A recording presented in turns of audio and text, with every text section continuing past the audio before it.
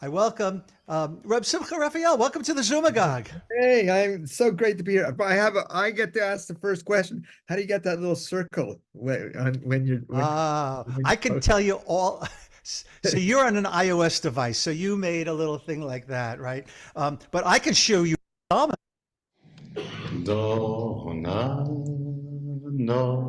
Yeah, because I got a Nori. lot of tricks. So I could tell you Hey, good. offline if you want to meet after. Yeah. We'll book a Stay on. time. Yeah, Just I got a lot of have gadgets. a It's hardware, schmooze. software, underwear, like everything. I got everything going here for All right, me as long that helps as me long run as the this place. underwear's clean, I want to hear more about it. Amen via amen. Okay, so let me go back to I'm gonna I need How about I mark a your group view. spotlighted? So you can leave me spotlighted, but I want to see everybody. So hang on, how do I do that? Rabbi Mark, you're spotlighted right now. Oh, I'm still spotlight. You're That's because I didn't spotlighted. make you There. a Okay. I co-host. just need to see all the postage stamps to see where everybody is. Okay. So some familiar faces. It's an honor to be here. I want to thank Reb Mark for this invitation, and I want to thank all of you for being here because if you didn't show up, I'd actually have no reason to be here. So without any further ado, I want to show you my images of my trip to the Caribbean. Oh, no. We're doing Jewish views of the afterlife, right? Okay. So I want to talk not only what does Judaism have to say about life after death, but I also want to talk about the so what. So what do we do with that? How does learning about our tradition about life after death help us deal with the reality of the fact that people live and die, and that we do have these traditions of funeral, Shiva, Kaddish, Yizkor, Yortzeit, and how does afterlife help us think differently about those rituals? So that's sort of my agenda for tonight. But first, just a little bit of background. I want to tell you a story about how I got involved in this. And sometimes they tell me I don't leave my slides on too long. So I like to go on and off screen. So um, that's me last week. I was about 22, 23 years old. I had a buddy, we had been friends in college, and he was at my house one night. It was a Saturday night. I was cooking for a date. This was like 73. I was one of those cool guys who could cook a meal for a date coming over. And he was helping me cook the meal, which is actually relevant to the story. And he was from an Orthodox family, so he would go see his father Motzei Shabbos, the end of Shabbos every week. So we said our goodbyes. The date came over. The meal turned out to be okay. Um, and I actually reconnected with the woman who was the date that night many years later, and told her how I tell this story often. And at 2 o'clock at night, we were out on the streets of Montreal. In Montreal, you can go out on the streets 2 o'clock at night, and then we came out of a cafe, and there was a full moon. And I pointed to the full moon and I said to her, "There's something very auspicious about that full moon. I don't know what it is, but there's something very auspicious about that full moon." I took her home. I went home. I went to sleep. And about 5 in the morning, the phone rang, and it was another friend of mine telling me that the friend I had been with earlier that evening had just been killed in a car accident, just like that. And I mean, that was the moment that changed my life.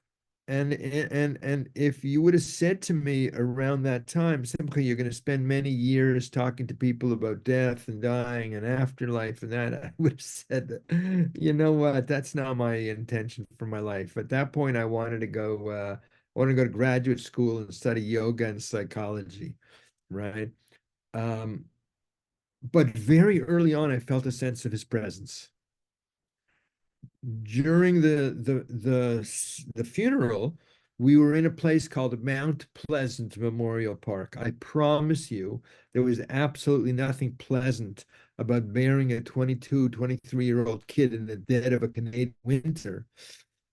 But it felt like he was there, and a few of us commented, like, didn't feel like Leslie was here. During the Shiva, there were moments where it was like, wasn't Leslie in the room? He appeared to me in a dream that year.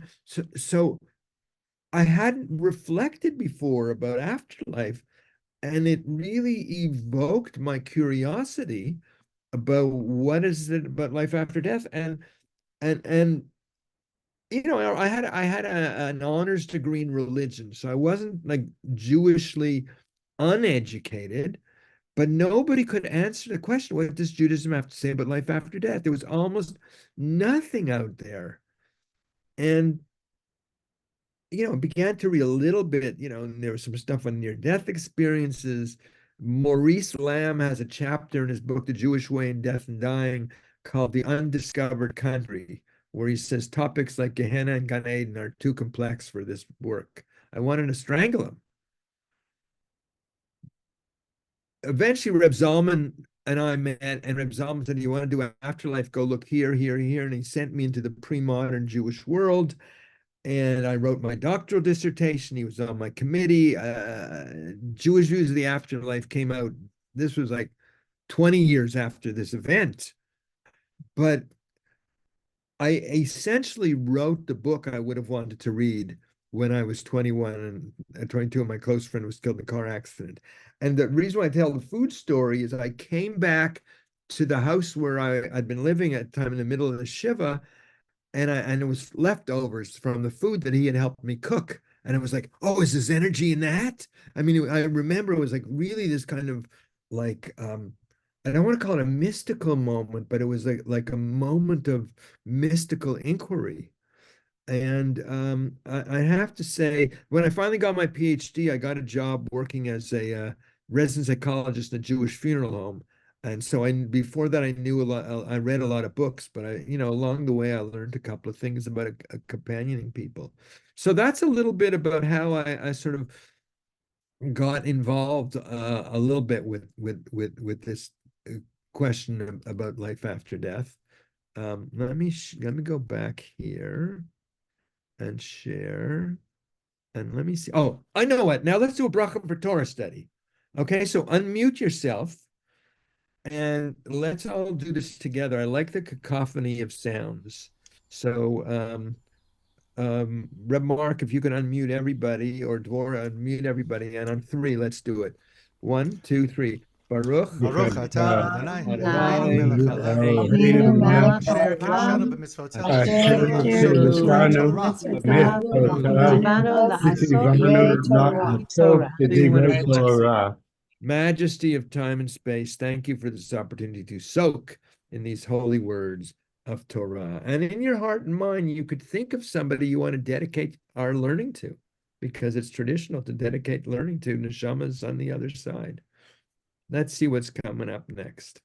Yeah, so we're going to talk about Jewish views of the afterlife. And I have the mic, so I get to ask the first question. Do Jews believe in heaven and hell?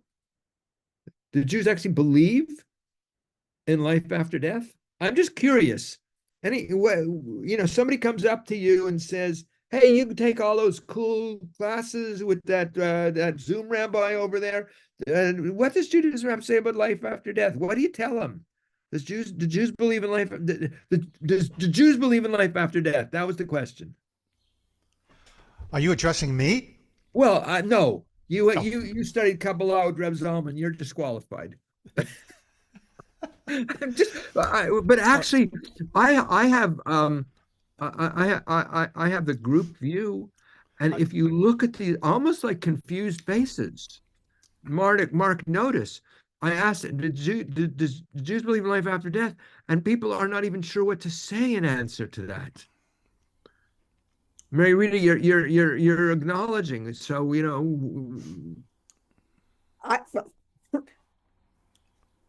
wait, you got muted again.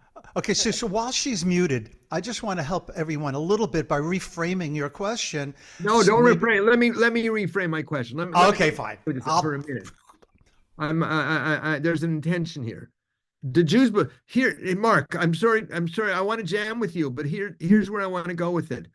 So let me do this, and then we'll have the Jews believe in life after death is one question, but the other question. So do Jews believe in life after death? Here's the answer: some do and some don't. That a secular belief is part of contemporary Jewish life. But when I ask a different question, does Judaism believe in life after death? In the pre-modern world, there was never any question of a belief in life after death. Somebody just walked in the room. You cannot be in this room. You can't take my phone. Somebody, I swear, it was a ghost. It was my wife walking in. You could say hello. Okay, Mark. Now Hi, you can Gila. me. Now ask my phone for some reason. I don't know. No, I just wanted to rephrase your question, and you would get a lot more responses, I think, if you ask the question: do Jews, or do these Jews, have a sense of life after death, as opposed to believing in anything? Okay, so let's go with that. So let's open the mic a little bit. I want to hear what I mean. There's two things. There's one, what did you learn as a Jewish person, or even if you came new to Judaism, about what Judaism has to say about life after death? Which is, so one is about Judaism. The other is, does one have a sense of afterlife? But that's right. That's a whole separate topic. So let's hear a few voices here. Yeah, Mary Rita, you were going to say something before. I not only have a sense, I do believe in life after death. And what about Judaism? I think I believe in what's up that you had on your PowerPoint. Some do. Oh no, that was people.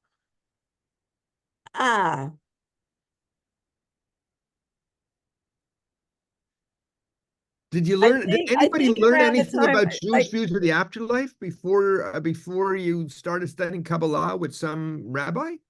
I did, but Kabbalah kind of just then solidified it more. But the rest of it is like, I also brought that belief with me from when I was Catholic. So then I had to see how it fit in Judaism. And I studied Kabbalah and I studied the Zohar, and there was a place for it. So I was delivered by a Catholic nun, and I nearly died, and she gave me the breath of life. And I'm the one teaching the Jews about heaven. So go figure that one out. Anyone else? What did you learn about what Judaism has to say about life after death? So there are a number of hands up. Devorah, yeah. and then Jocelyn, and then Janet. Jocelyn. I always get. Oh, I'm sorry. The traditional answer I always get is that nobody's ever came back. I muted her now because she's getting a lot of feedback. I don't know why. Devorah, and then Janet. I actually believe in life after death because people talk to me from the other side. And that happened long before I studied anything in Judaism. Well, you see, I mean, I respect Mark's question, but it wasn't the question I really want to check in with you. What I'm really trying to extract is whether anybody learned anything about Jewish views of the afterlife. And I think the fact that, Merle's shaking her head. Merle, you took my course years ago. Right? The fact that nobody's saying, oh yeah, we got this when I was 6 years old. My mother sat me down, and, like, we as a generation were deprived. If you grew up as a Catholic, I had Catholic students for 30 years. I asked them about life after death. They all put up their hand. I asked the Jews, did you learn anything about life after death? They look at me like I'm trying to ask you, like, what's the mystery of atomic energy? Even now, you're still, Dan in Silver Spring, Maryland. What did you learn about Jewish views of the afterlife? Well, we did learn about Sheol. We heard about that. But more than that, it was not clear.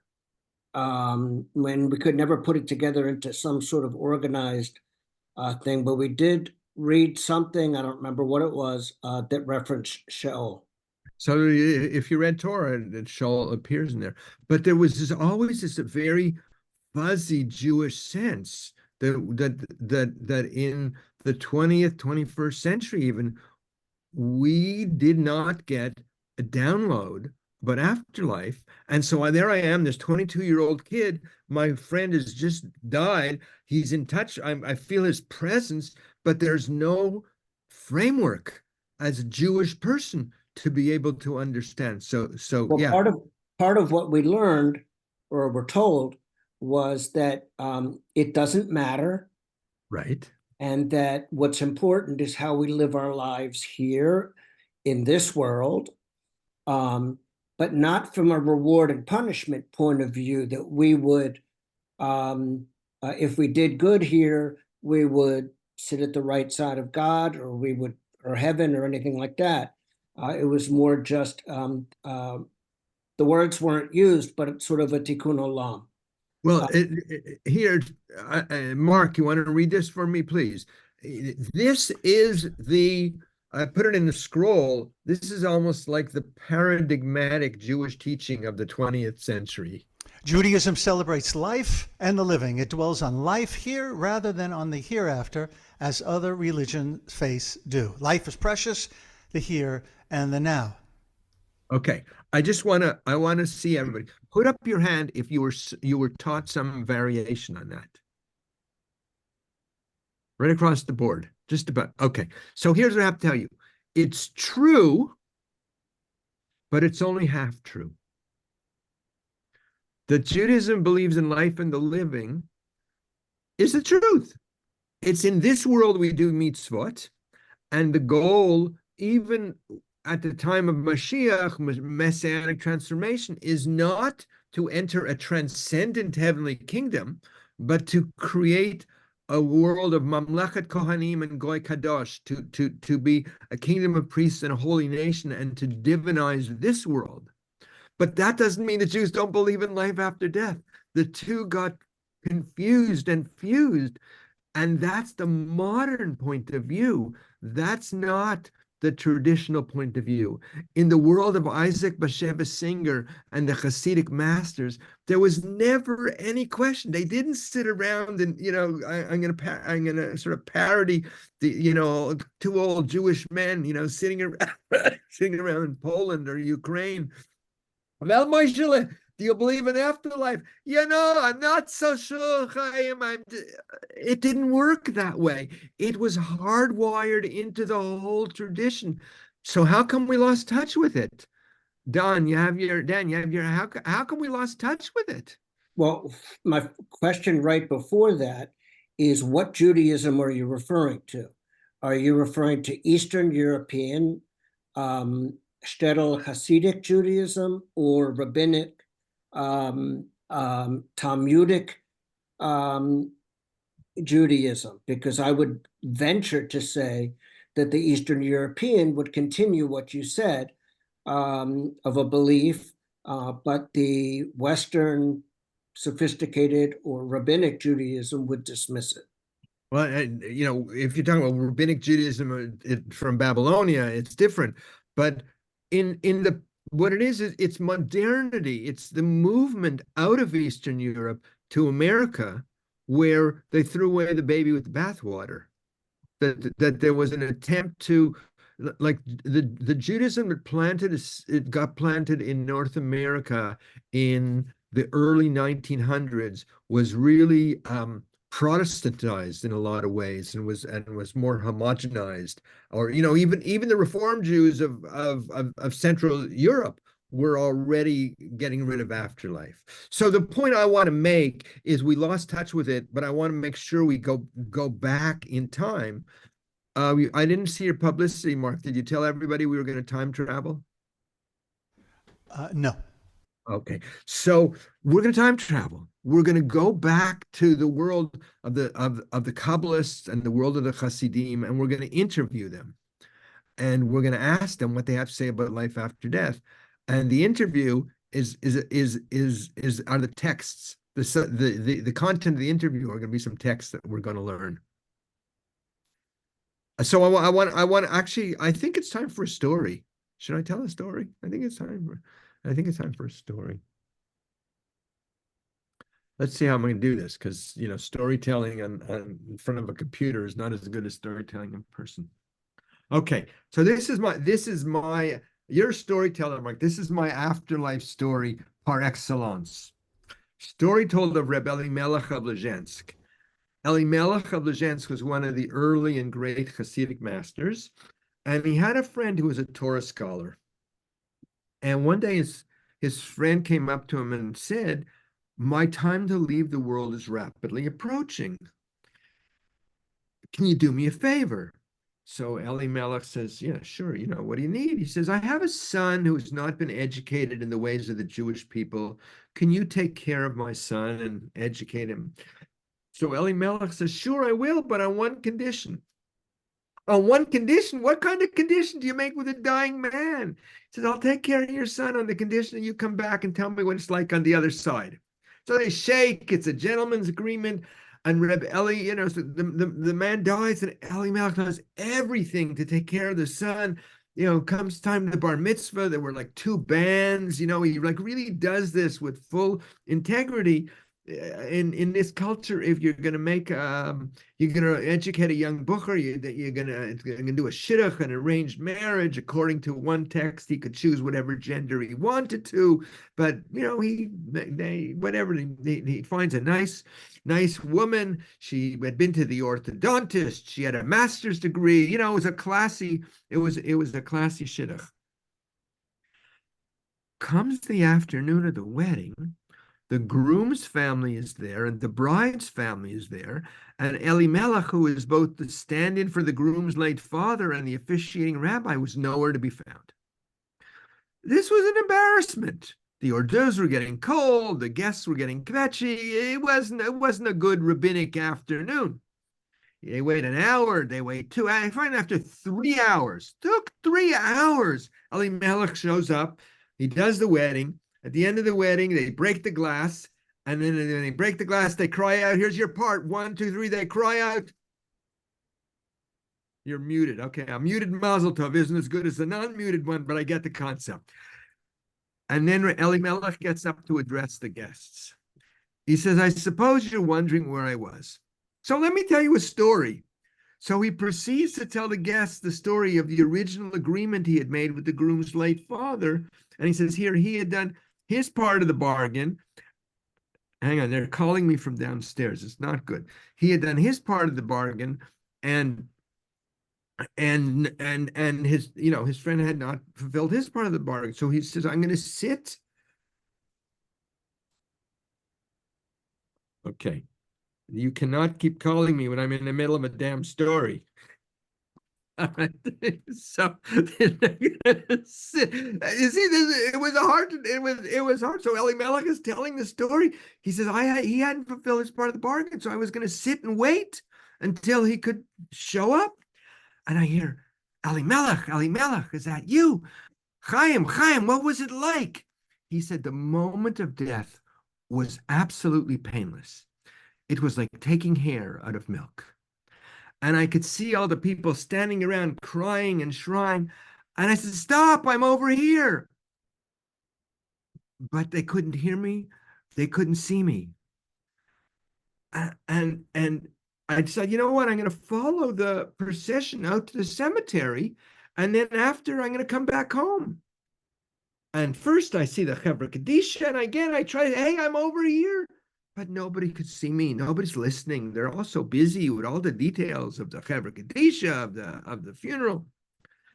The funeral ends, and I have this desire to get back home. I have this burning passion, and I'm digging out of the earth very furiously, and it starts to thunder, and it starts to lightning, and I get so confused. I don't know. Maybe I should stay. No. Maybe I should go home. Maybe I should stay. Maybe go home and stay. I'm going. You're not gonna help. And all of a sudden, I see before my eyes this great being of light. And this being of light says, don't you know you're no longer in the world of confusion? You've entered the universe of truth. And instantly I could see a panoramic vision of every single deed I've ever done in my life. And I'm stunned for judgment. And the judgment comes down from the heavenly tribunal that basically I've been a God-fearing man. I tried to serve my creator, so I don't enter into Gehenna, purgatory. But I could have more fully fulfilled my creator. I could have more fully filled my destiny. I certainly could have paid my Zumagog dues on time. So I don't enter into the heavenly Garden of Eden, Gan Eden. So what's going to happen to me, I ask? I'm assigned a resting place in between Gehenna and Gan Eden. And there I stay, and I see the lofty heights of Gan Eden, and my soul aspires to higher levels, and I see the torments of Gehenna, and my soul is further purified.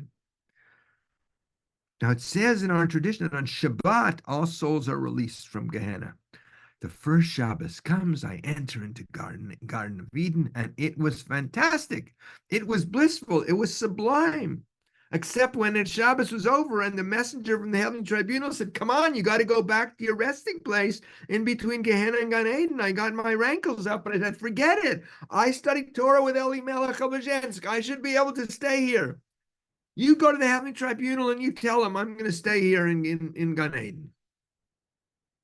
So the messenger from the heavenly tribunal goes and comes back and says, it's been determined on high that you shall rightfully take your place in Gan Eden. Eventually. But it was also known that in your lifetime you made a promise to Reb Elimelech Obazhensk, and until you fulfill that promise to Reb Elimelech Obazhensk, you can't take your place in Gan Eden. So Reb Elimelech is at the wedding, and he's telling this story, and he says, so I said to him, come on, let's go. We got to make a l'chaim. And he said, where I'm going is so sublime, so blissful, I can't wait a second any longer. So you go to the wedding and you make a l'chaim on my behalf, and you ask everybody there to tell this story to everybody they know, and ask them to tell everyone they know this story and to make a l'chaim on my behalf, and keep telling that story and make a l'chaim on my behalf. So l'chaim, and I tell you that story exactly as it was first told to me. And that, my friends, is a Jewish view of the afterlife. And what you're going to see is, if we had footnotes on that story, you'd see some of the texts are right out of rabbinic tradition, and some of the ideas are in Hasidic tradition. So I'm going to create a kind of collage in the next little while of Kabbalah, Hasidism, a little bit of Elizabeth Kubler-Ross, and a little bit of Californian psychology, and give you what's a Jewish view of the afterlife. Look, I spent 20 years reading everything I can get my hands on. If we were doing a longer course, I could do a whole session on biblical views of the afterlife. I could do rabbinic views of the afterlife. What we're going to do is Kabbalah 101 on life after death, with applications for working with the dying and bereaved, or for encountering death and grief. Okay, Ad Khan. Anybody want to comment on the story? Anything in the story that tickles your imagination?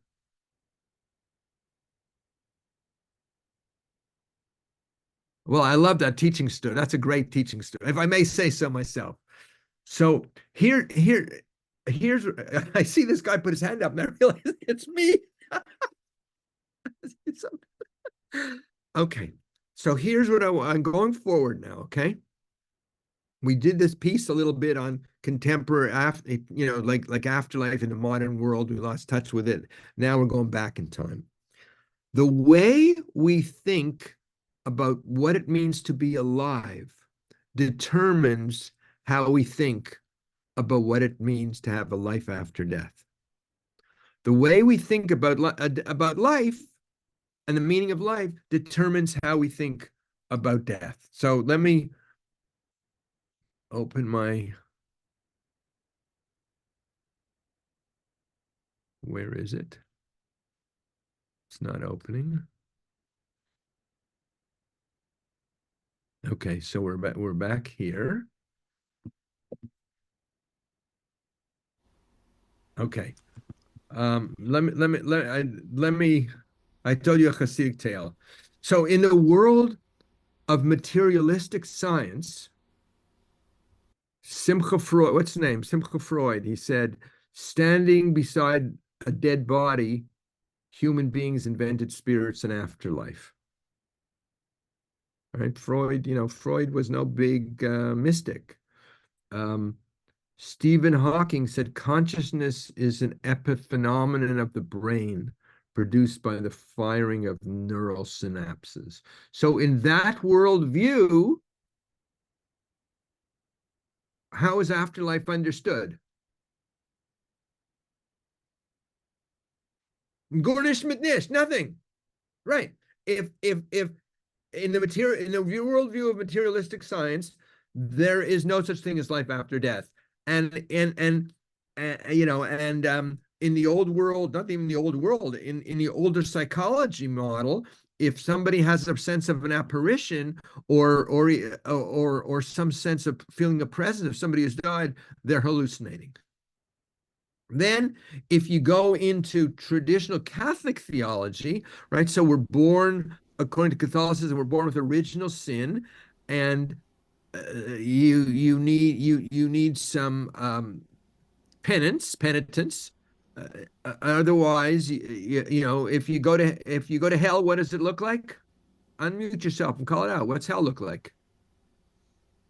Fire. Fire, damnation, brimstone. And look at the one at the bottom. None of those outside the Catholic Church, not Jews, heretics, schismatics, can participate in eternal life in heaven, but will go into the eternal fire prepared for the devil and his angels, unless they are brought into the Catholic Church before the end of life. So the Jews opted out of the whole system altogether. Or if you take the elevator up, what do you find? Anyone? You find purgatory. What? Are you talking up from hell? Yeah. Okay, well, there's like this liminal place that you can be if you Well, don't. what's the other one? Besides, we're not going to do purgatory right now. What's the other option? Heaven. What's it look like? The sky, What else? Light. light, What else? Clouds. clouds. Yeah, you know why there's clouds? Because here's why there's clouds, because they let you smoke at the bar. That's why there's clouds. Okay. In Kabbalah, to be a human being is to be a bio-psycho-cosmic continuum. That's the most complicated words I'm going to use all night. A bio-psycho-cosmic continuum. In other words, a body, psycho-emotional being, and ultimately connecting to the cosmos. I mean, that's what it means to be a human being. Hang on, I'm going to pass this up, so you'll forgive me. Oh. So if you did a little bit of Kabbalists, Kabbalah, that we have the nature of the human being according to Kabbalah is an amalgam of body, emotion, mind, spirit, and ultimately connecting to the cosmos. So for the yogis in the house, there's the pranic body, the emotional body, the mental body, the universal self, and then ultimately we connect with the infinite. So in life, we are all of those things, okay? So, how you doing, how you feeling in your physical body? What's the emotional vibe here? The emotional tenor seems to be, people are kind of, being warm with me, with each other. The mind, I think this guy knows what he's talking about. I'm not so sure, but you're giving me the benefit of the doubt. And then somewhere we're all connected. We are all connected. We call that God, but we are all like this braided Havdalah candle, body, emotion, mind, and spirit. In death, each of those elements separate and go through a whole series of different kinds of experiences. So that in the fundamentalist view of Christianity, heaven and hell are locales. In the mystical view, afterlife is a journey of transformation. Okay, the traditional model wants to think that there are very specific places. My son went to school at Indiana University, and when I would drive from Bloomington to Indianapolis, there was a sign that said "Avoid hell, repent," and I always had to check my GPS to make sure I didn't take the wrong turn. But in the Jewish model, afterlife is a journey of transformation. And I want to look at that journey of transformation with you, but stop and see if you have any questions so far. Okay.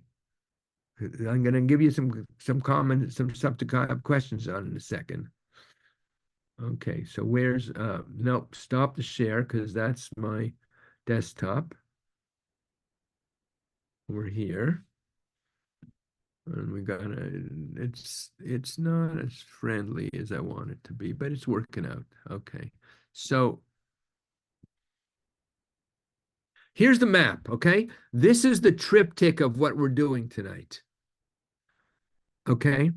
The afterlife journey, I'm using the four worlds model, is a journey of physical separation from the physical body that corresponds with Chabra Kadisha, funeral Shiva, a journey of emotional purgation, cleaning up the schmutz under the rug, all of the unresolved psycho-emotional pieces of who we are, intellectual contemplation in the Maimonidean sense of seeing God, and then spiritual unification in the sense of being God.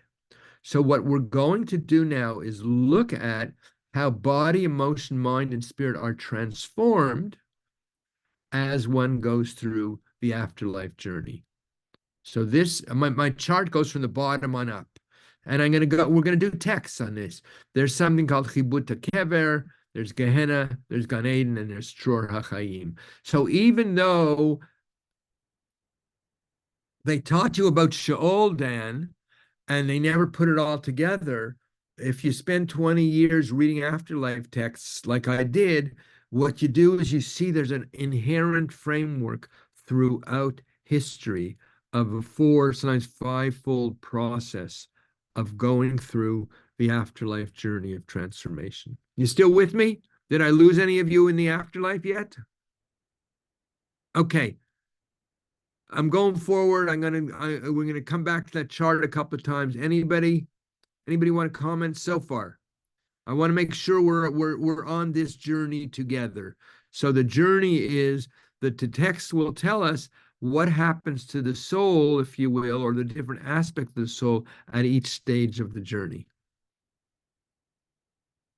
Jen, you're like nodding as if you agree with me. So what, you have a comment or a question? No, I think it's really cool. It's really cool. Well, that's because you're in Nevada. If everything is, I guess, but I'm digging it. It's really cool. okay. Reb Mark, you have any? Okay. Was Jocelyn? You got to unmute yourself. There you are. Go ahead, I speak. don't know if I'm unmuted or. No, No, you have some weird echoing feedback. coming on. Yeah. If you But have a with- question, why don't you put it in the chat? Somebody Exactly. will read it, okay? Okay. So we're going to study some texts. You ready? Okay. So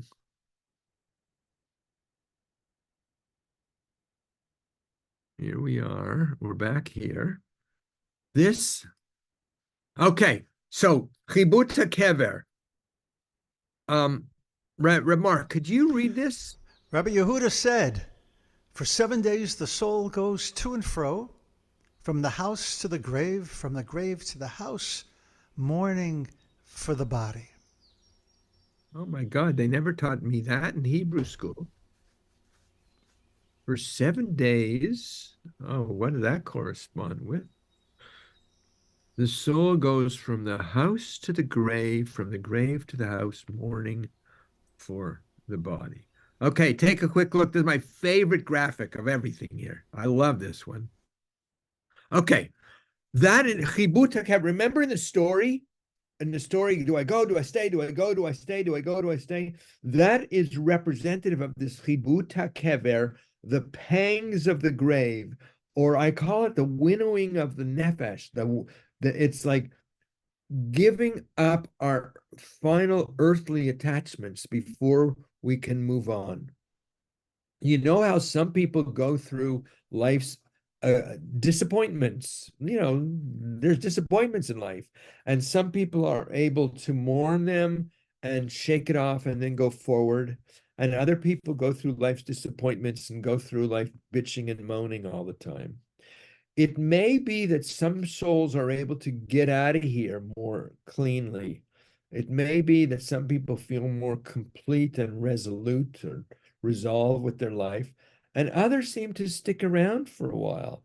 There's a teaching, a chibut kever, is that potentially the soul sticks around for 3 to 7 days, corresponding with perfectly the Shiva. And what do you do at the end of the Shiva? You're going to diet. That's one thing. What else you do at the end of the Shiva? How does Shiva end? You walk around. Why do you walk around?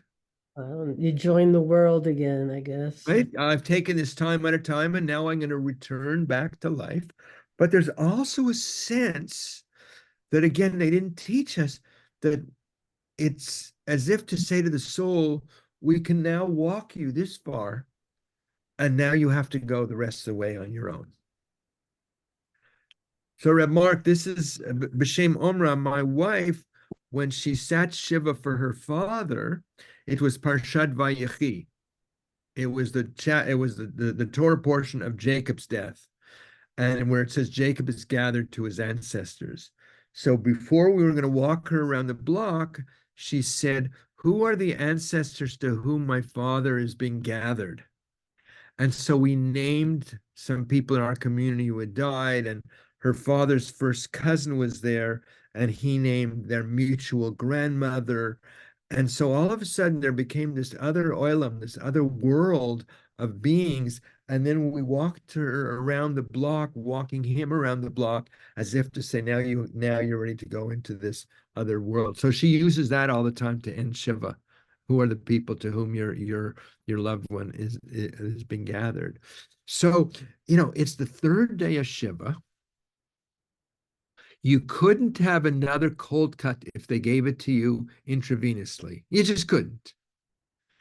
And Uncle Lou just left, so there's no more sexist jokes. And the two sisters are sitting around, and it's like, didn't it feel like Daddy was in the room? And people have this experience.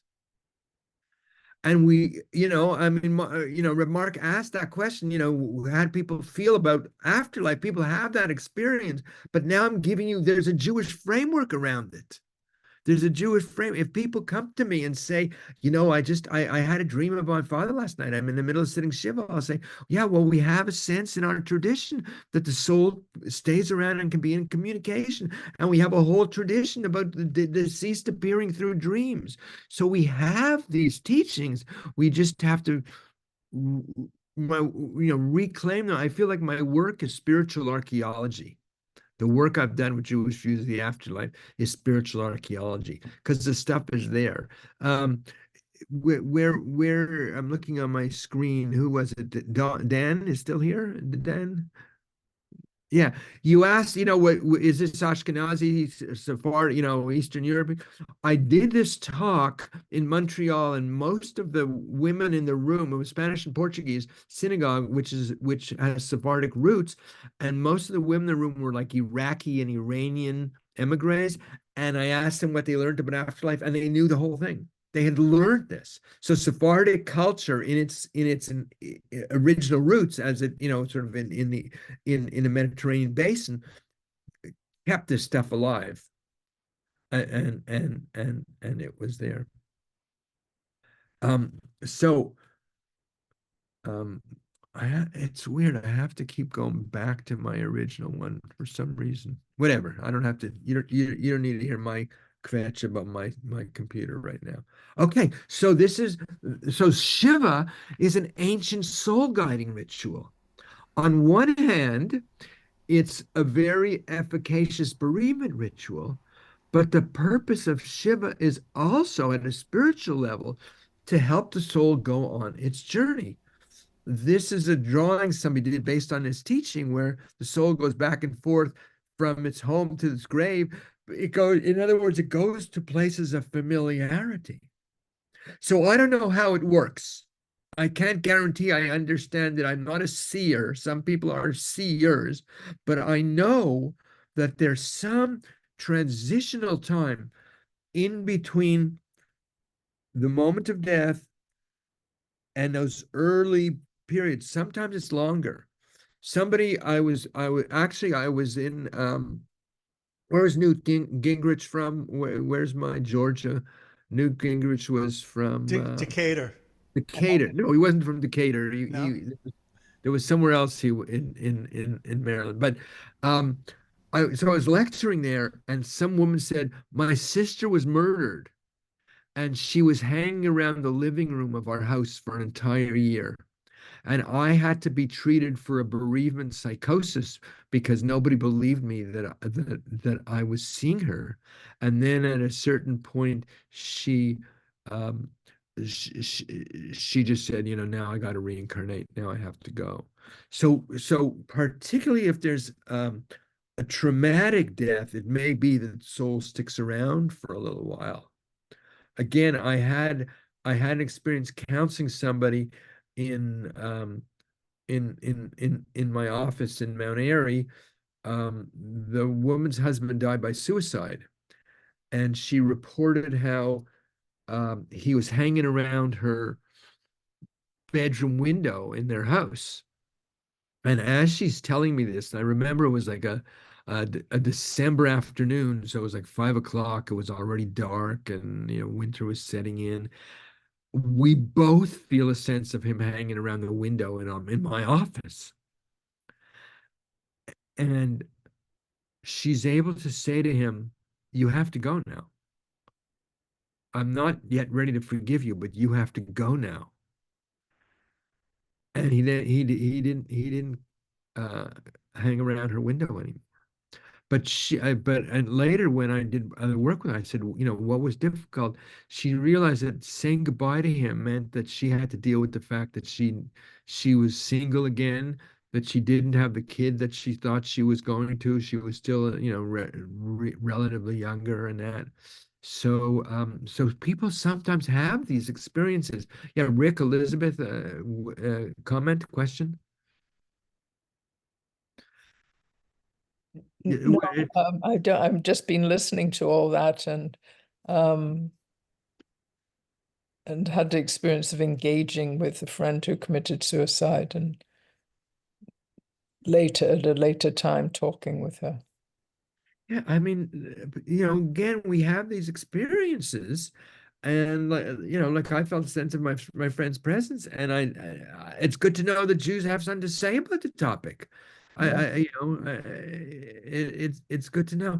And someone just wrote not in Torah, but in the Torah you have Samuel going to the witch of Endor. You have Saul going to the witch of Endor to drop from the enneagram the spirit of Samuel. This stuff is throughout Jewish literature, throughout history. It's just that we lost touch with it. We don't read it that. We don't read Abraham or Jacob is gathered to his ancestors in a real sense. It's very metaphoric.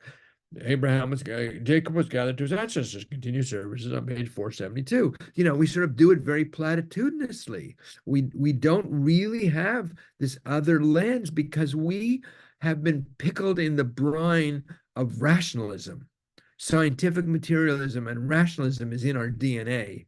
And as my teacher, Gene Houston, has said, we have to get beyond the rational mind to our intuitive knowing and not be afraid to own that place. Rachel, or Rachel, whichever way you want to say it. Either way, you got to unmute yourself. Unmute. Yeah. What about the 30 days after 1 month? You have 7 days of Evel, you sit at home, and then you have a whole month, 30 days of praying and going to the synagogue and praying at home. And what do you say about that? About the 30 days?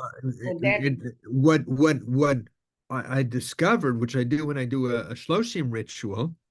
Shloshim is 30 days in the morning. It says that no soul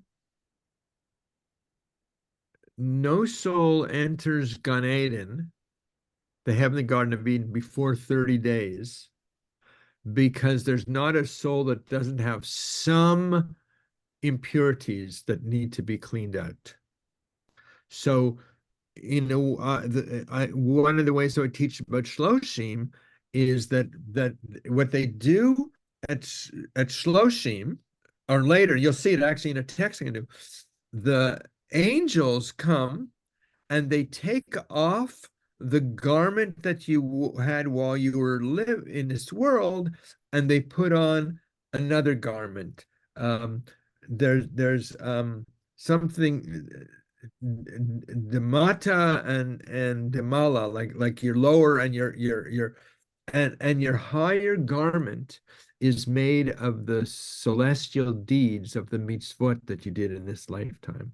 So Shloshim becomes the place where we take our harvest of spiritual attainment and to be able to enter into Gan Eden. And some people don't have any money in their Gan Eden account. Some people only get a schleppy Motel 6. They don't get a fancy place in Gan Eden.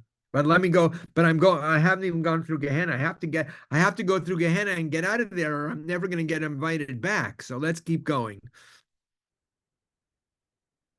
Okay, one more question, Lucinda and Oren.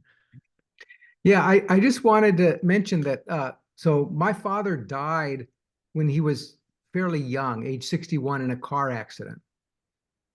His soul stuck around for years. It took over a decade for him to leave, and it was quite a process. There's a whole process that I went through where a part of him attached to me. Yeah. And I was physically ill from it, and I had to. Part of my healing was finding a way, with a lot of help, to let him go. And it was actually my grandfather, his grandfather, who came from the other side to escort him where he needed to go. How many years ago was that?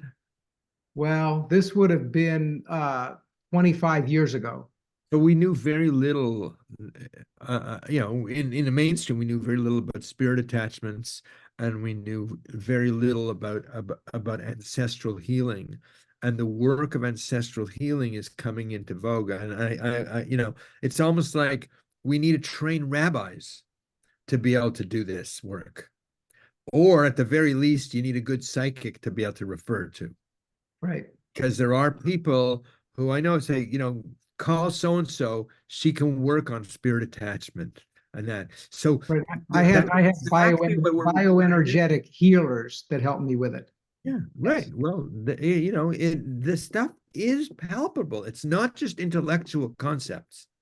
It's not just, I couldn't do the kind of work I've done if I hadn't done a training in transpersonal psychology back 35, 40 years ago.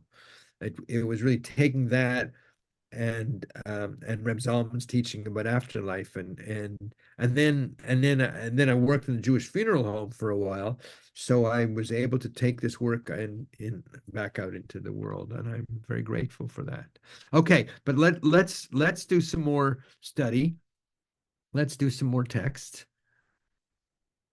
I'm going to share this, and then we're going to go forward here. Okay, so now I want to look at some of the phenomena of the postmortem journey. Ancestral guides, mythic beings, and life review and judgment. I'm not doing dissolution of elements. So along with, this is like the near-death experience literature is found in Judaism. Go this way, computer. Somebody read this. Okay, Mark, read this one. Rabbi Please. Shimon said, "Have you seen today the image of your father or mother? For so we have learned that the hour of a person's departure from the world, their father, mother, and other relatives gather round, and they see them and recognize them, and likewise all with whom he associated in this world, and they accompany the soul to the place where it is to abide." And I go, like, nobody taught us this. I mean, that's not like this is. I also love this picture here, if I may say so myself.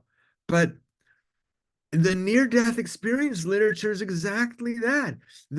You know, when I first worked in hospice in the 80s, there was some guy who they said, like, he was like, "Oh, my sister, my sister, my sister." He ran out of bed, and they brought him back. They strapped him in bed, and they gave him Thorazine, and then he died 48 hours later, right?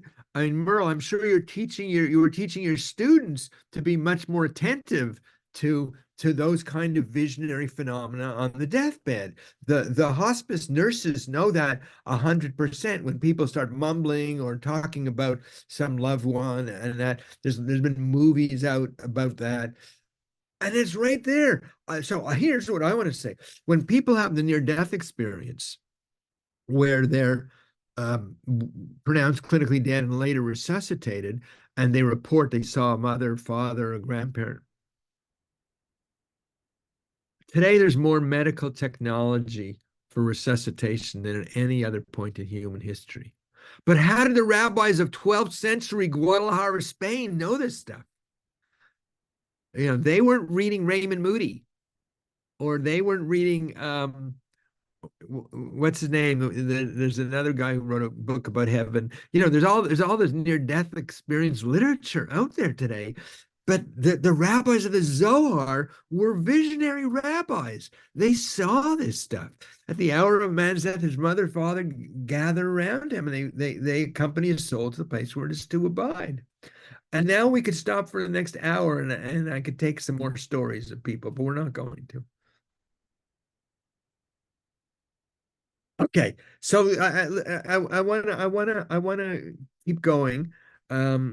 Excuse me, Simcha, there, George and Sandy. Sandy has her hand up, but she's not using the electronic one, so you may not see We it. did briefly, we used it briefly. Right. Okay, I have a question.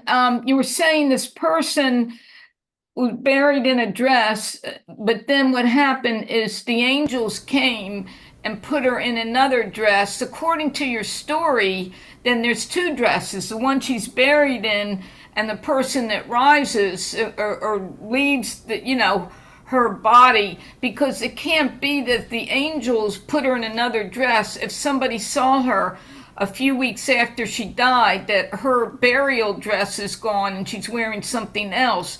So she's buried in one dress, and it has to be, so there's two dresses, the one she's risen above, left the grave, the same, you know, another dress. I want to take it out of the material realm. We have a terrestrial consciousness. I know what it's like to be simchanis. I am, in this lifetime, I'm born to these parents. I speak with a little bit of a Canadian accent. I have these personality traits, but there's also a simcha soulness. And so when I say that they take away the terrestrial garment we're wearing, Mhm. they put on the celestial one. It's a metaphor for saying at a certain point we give up our earth consciousness Okay, and we have thank a you. celestial consciousness. Okay, Okay, great, thank you. so I want to keep going Go ahead. because I don't want to get stuck in Gehenna, and Mark won't like it if I leave you stuck in Gehenna. Okay, somebody else, or Mark, you're my reader, or let me give you a break. Let Devor read this one. Rabbi Mark, you can read. When a person departs this world, he or she sees many strange things on his way and meets Adam, the first man, the first human, sitting at the gate of Gan Eden, Garden of Eden, ready to welcome all who have observed commands of their master. The time of a person's departure is the great day of judgment, for the soul is separated from the body, and no one leaves the world before seeing the Shekhinah. And with the Shekhinah, there come three ministering angels to receive the soul of the righteous. Well, what we have here is unlike the first one, where they're sort of humanoid or familial beings. Here are mythic beings. Shekhinah, modern Jewish feminism notwithstanding, Shekhinah in rabbinic literature is a sense of luminescent presence. It's not just a woman with tallis and Birkenstocks. And we don't have an iconography of Adam, but like if you look at the near-death experience literature, the Christians see Jesus or Mary, and the Hindus see Krishna, and the Buddhists see the Buddha or Avalokiteshvara, and the Jews see someone from the Federation.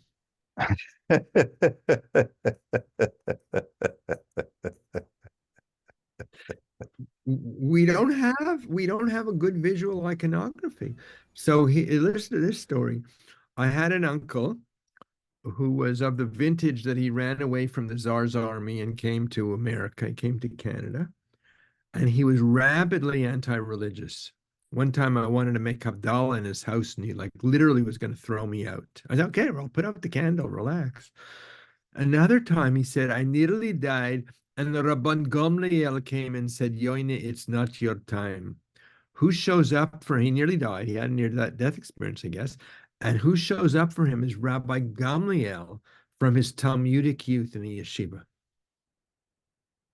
This was not a guy who read Raymond Moody near-death experience. This was not an educated man, but he had in his psyche something about this Rabban Gamliel.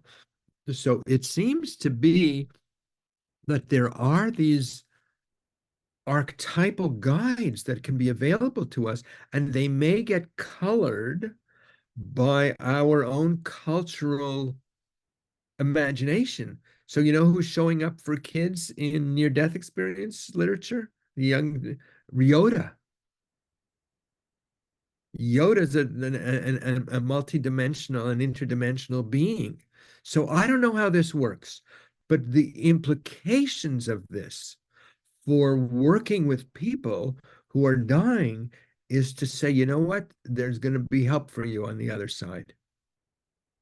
There's going to be help for you on the other side. I said to my mother when near the end of her life, I said, her father was killed in a car accident when she was 10 years old. So I come to this multi-generationally. I said, Ma, you might see your father. She lit up because you wouldn't have seen him in 80 years. I said, I'm not sure Daddy's going to show up on time. He's probably going to get stuck at Home Depot because he actually was Canadian Tire, but he wouldn't, he wouldn't make it on time for Shabbos dinner because he would get stuck at the Canadian equivalent of Home Depot. So there are these images throughout Jewish literature of these helper guides. Okay, I want to do some Gehenna text to go the next step. Okay, so here is play, and you go. Okay, here's another one. I'm going to do quickly. When God desires to take back a man's spirit, all the days in his life pass in review before him. And that's the life review. You saw that in the story, a panoramic vision of every deed I've ever done. Okay, but I'm looking at the time. So chibut kever is the early stage of physical separation, and it includes these deathbed visions of the ancestral guides, the mythic beings, the life review. There's some other stuff that happens. There's angelic presences. And then one leaves go of the attachment to the body, and some other scene shows up of transformation of unresolved emotional stuff. So, while we're alive, we're pretty good at repressing stuff. So I can have a fight with my significant other, and the next morning the alarm goes off, and I get out of bed and and get dressed and I go, and then later it shows up as pain in the neck because they're a pain in the neck. Usually it's the other way. She gets it from me. Or you get a low backache because you feel unsupported, or Elizabeth Hay would say you get a bladder infection because you're pissed off. Like, we know psychosomatic medicine teaches we hold these emotional residues in our body. It may be that in death, there's a certain amount of unresolved psycho-emotional stuff, incomplete karma, that we have to sift through in order to go along the way. So here's why is it? While you're working on that, can I just make a bookmark to this is why Yom Kippur is Yom Kippur, the cleansing of the soul, and why we dress up like angels and we don't eat, and we are clearly mimicking the angels and experiencing our own death. All of this stuff, the whole system is integrated in Judaism, and we've lost touch with all the mystery of it. Absolutely.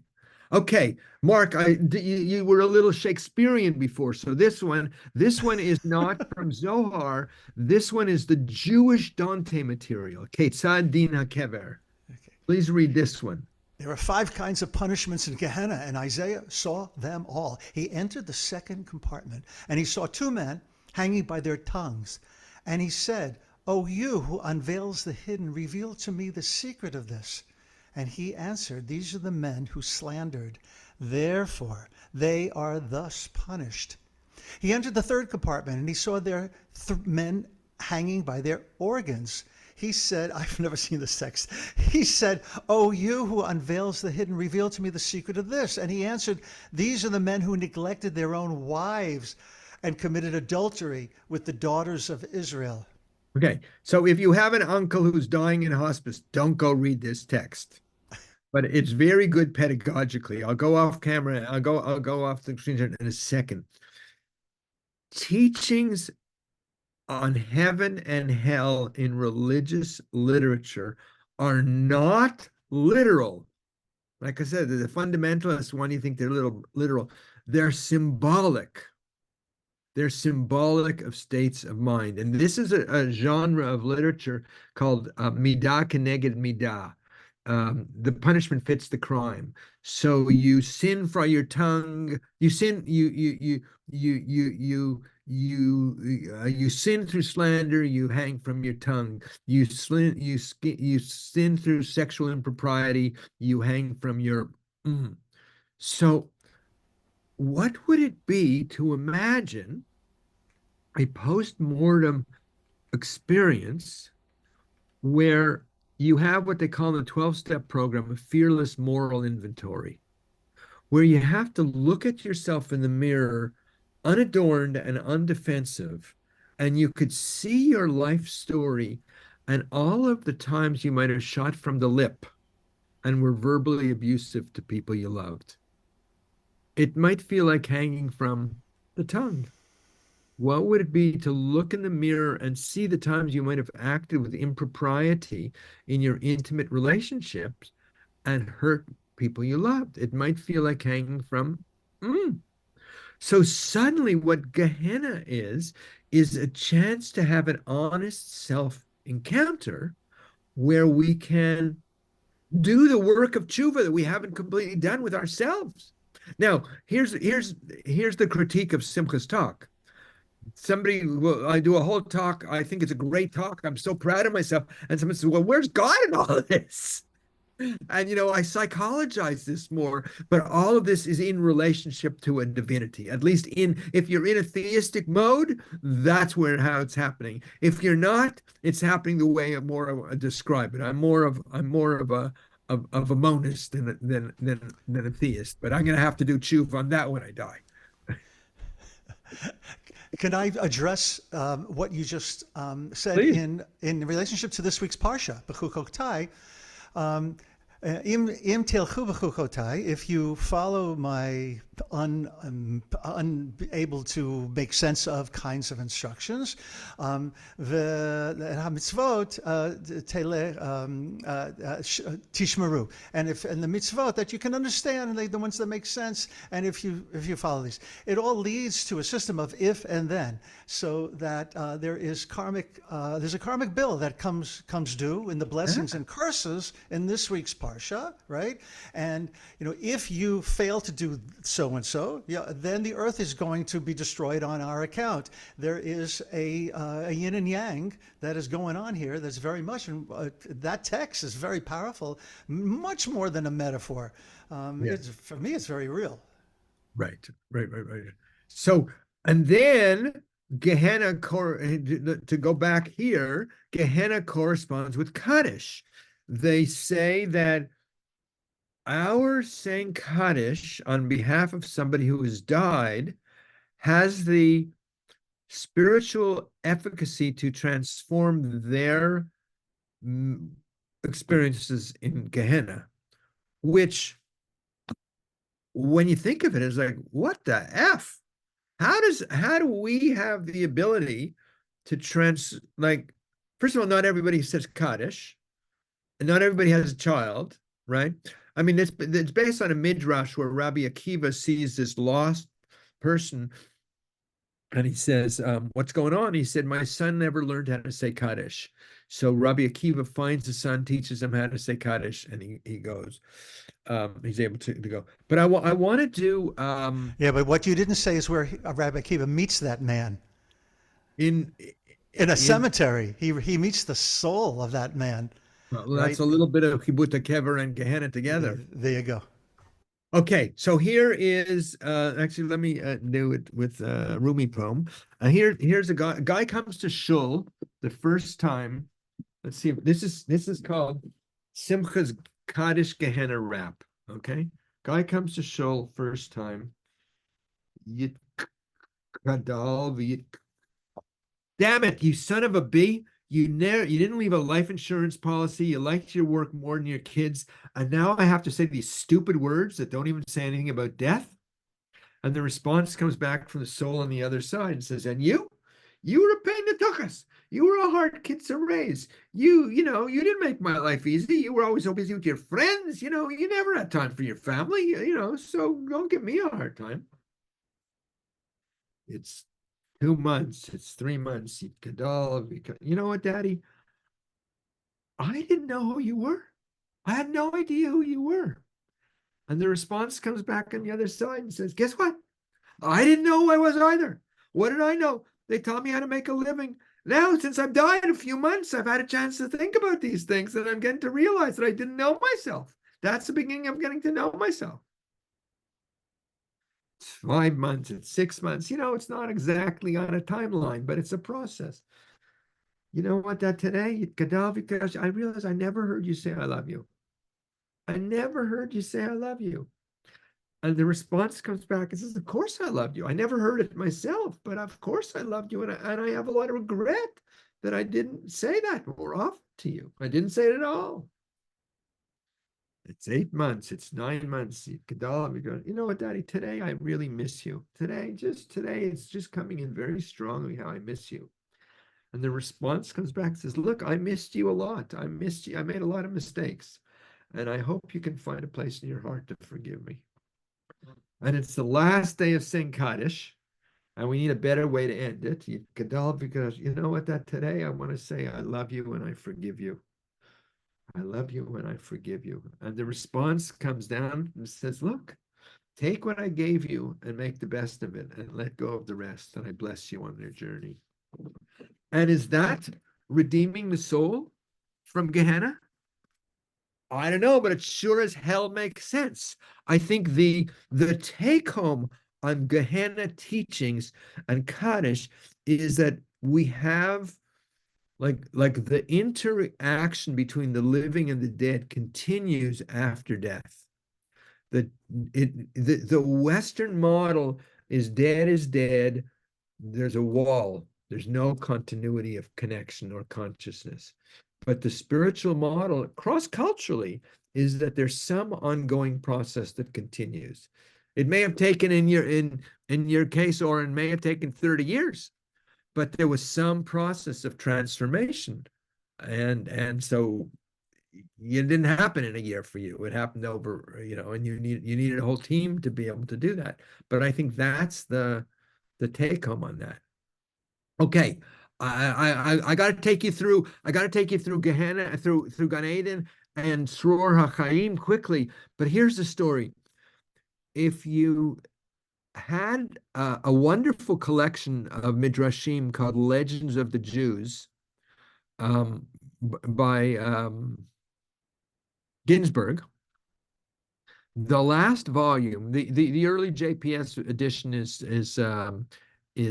7 volumes. The last volume is just an index.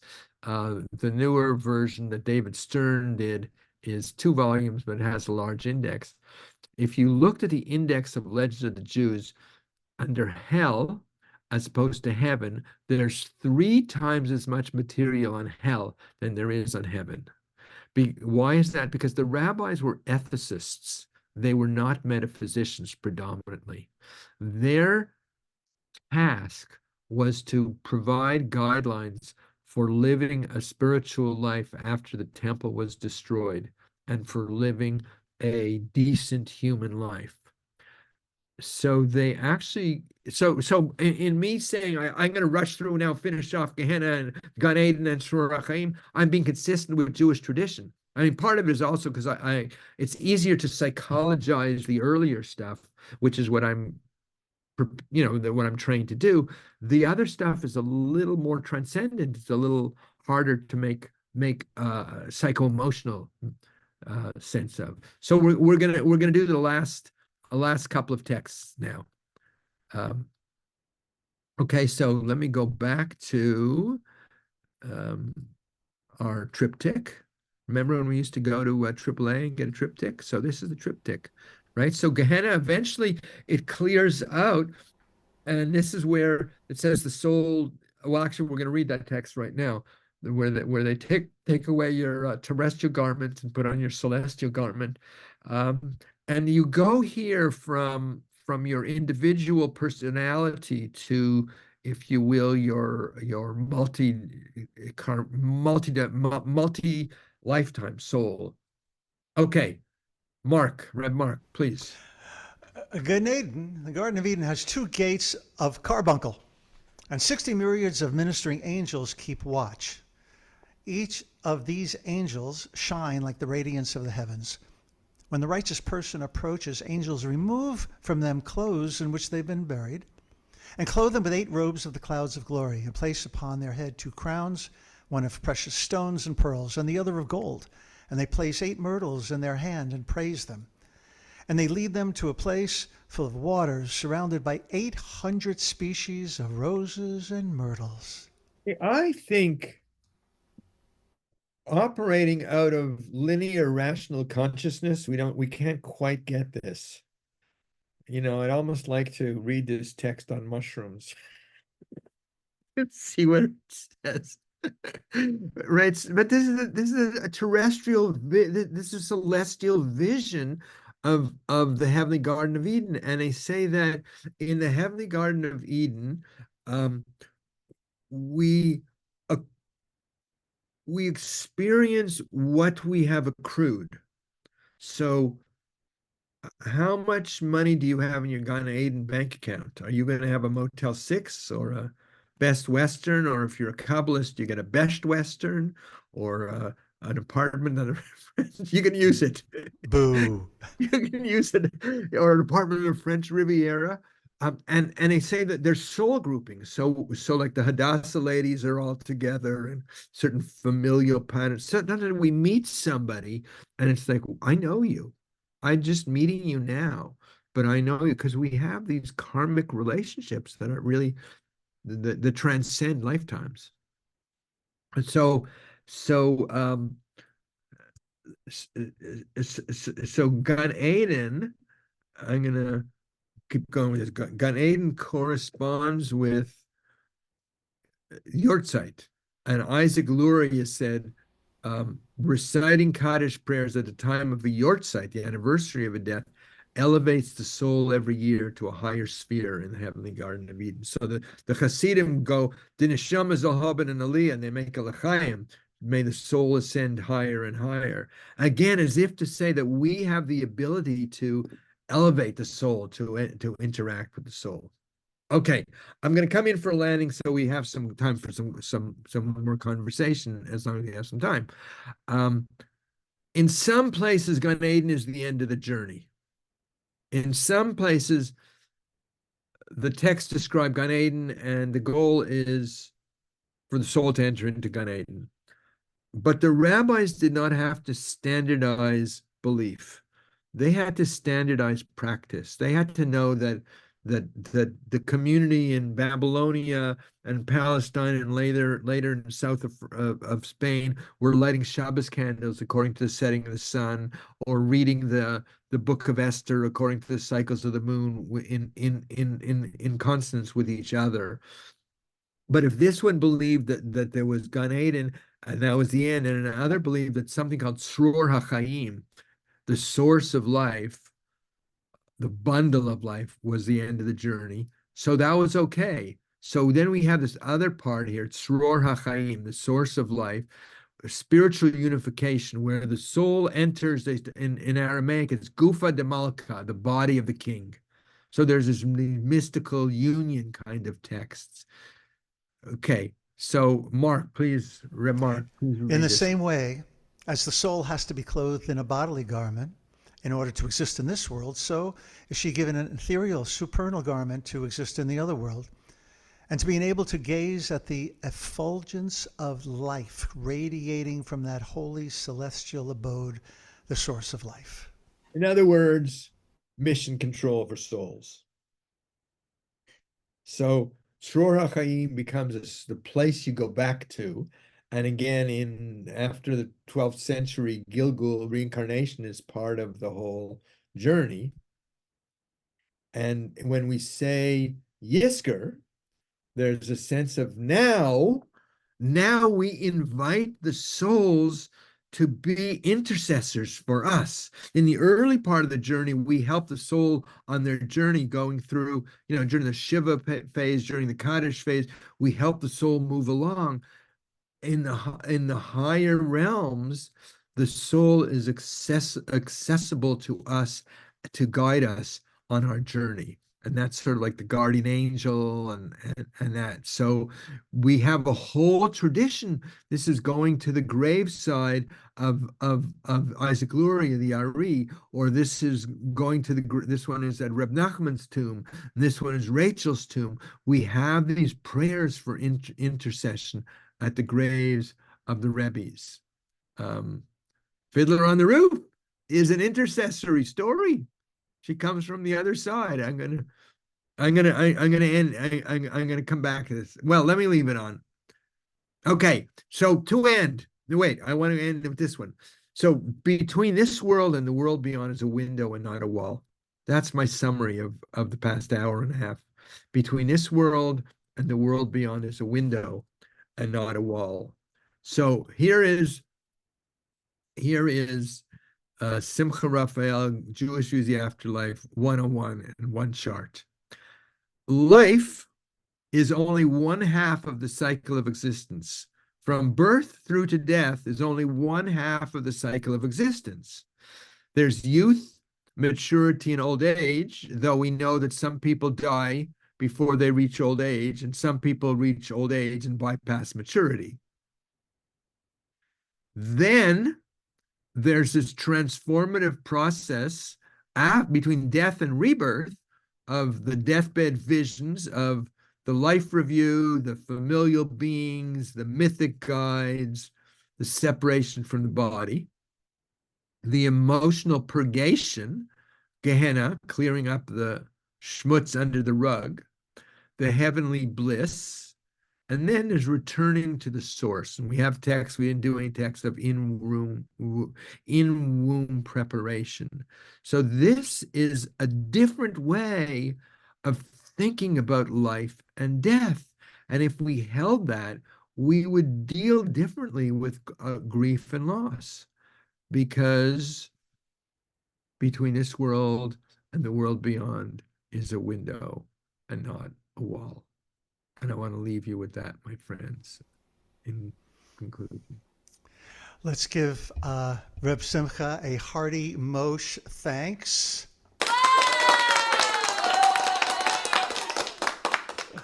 I love it. You can stay on. I'll tell you all about Yeah. No, it's 9 o'clock. If anybody needs to leave, but they've been harassing me for a half hour to do something downstairs, but I'm easy. So I think that's a way of saying this. If anybody has any reflections or any quick questions, if not, I will wrap things up here. Anyone?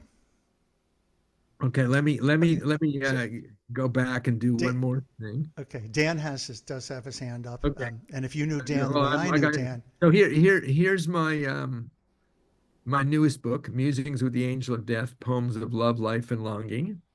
So I just wanted, this is a non-paid, non-political commercial to end. Yeah, and that. Okay, so Dan? So just on a practical level, when somebody's in hospice, Jewish person is in hospice or on their deathbed, do most rabbis, I don't know whether this is a fair question, know about this sort of stuff, talk about this sort of stuff, or just stay in a simple, we don't know, and some people think this and some people think that?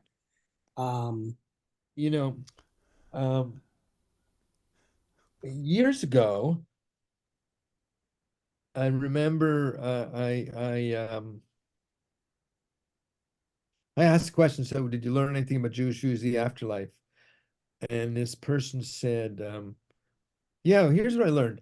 There are 4 stages, and the first part, there's separation from the body, and then there's this emotional turmoil, and then there's the heavenly Garden of Eden, and then there's sort of the preparing for rebirth.